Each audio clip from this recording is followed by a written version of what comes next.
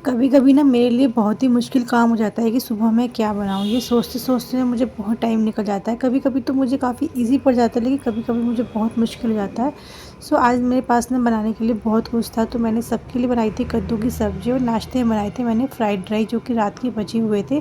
तो कद्दू को मैंने सिंपल तरीके से मेथी में छोंका, उसके बाद ना मैंने सिंपल जीरे का तड़का लगाया, टमाटर सारी वेजिस डाल के ना मैंने फ्राइड राइस हस्बैंड के नाश्ते के लिए तैयार कर दिए थे, जो कि मैं भी खाऊंगी और हस्बैंड भी खाए थे। बहुत ही बढ़िया फ्राइड राइस बनके तैयार हुए थे। साथ ही ना उसके बाद ना मैंने मीठा और नमकीन दोनों तरह का कद्दू बनाया था, क्योंकि सबको दोनों तरह का कद्दू पसंद आता है। उसके बाद साथ बनाई थी मैंने चावल के आटे की रोटियाँ, जो कि सीजन की मेरी पहली रोटी थी और जो कद्दू के साथ खाने में बहुत अच्छी लगती हैं। राधे राधे।